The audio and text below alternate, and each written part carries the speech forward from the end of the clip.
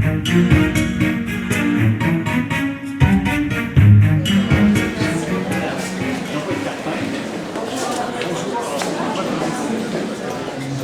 les arbitrages des résultats de votre rapport iront dans un sens que nous souhaitons tous. Des questions ici au niveau de notre table ronde, des questions dans la salle. Profitons de la présence de Madame El Khomri pour nous exprimer. Je reste, hein. De la présence, oui, pour la table ronde.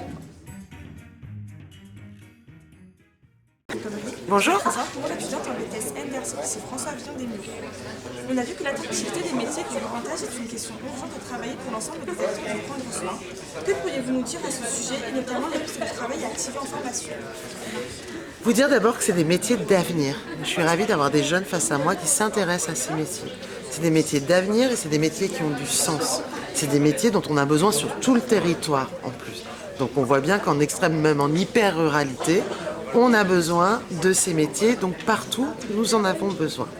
La deuxième chose, c'est qu'il y a une croissance démographique et il y a un choc démographique avec de plus en plus de personnes, et c'est une bonne chose. Une espérance de vie qui s'allonge et donc de plus en plus de personnes qui sont vieillissantes et qui veulent rester à domicile. Donc ça veut dire qu'il va falloir qu'on s'adapte aussi pour développer ce qu'on appelle l'approche domiciliaire. Donc des métiers d'avenir, des métiers pleins de sens, mais des difficultés qu'on rencontre aujourd'hui, il ne faut pas les nier, puisque le sens de la mission, si on a une mission pour les rendre plus attractifs, c'est qu'on a quelques problèmes. Et ces quelques problèmes, c'est pas suffisamment de formation ou des difficultés à faire financer des formations. La reconnaissance de la validation des acquis de l'expérience, le développement de l'apprentissage en la matière, voilà, ça c'est des vrais chantiers.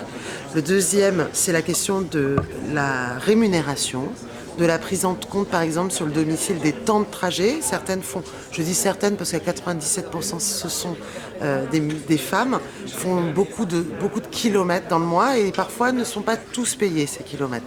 Ça c'est très concret sur leur pouvoir d'achat, donc il faut qu'on y apporte des réponses.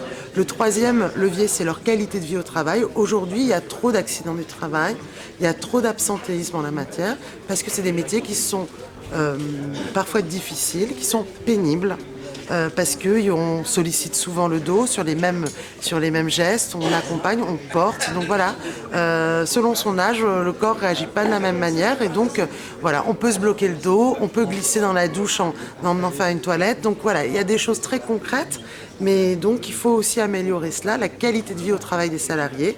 Et le quatrième axe, c'est l'innovation technologique. On est là, il y en a beaucoup.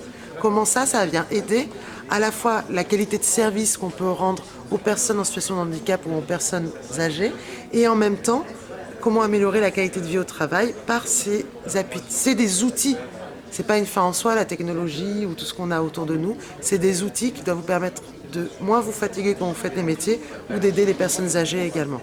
Donc voilà, c'est ça les 4 grands axes qui nous occupent, mais avant tout, c'est des métiers de l'accompagnement humain. Donc il faut avoir le goût des autres, l'empathie pour travailler pour autrui, pour aller vers ces métiers-là. Très bien, merci beaucoup madame. Merci à vous.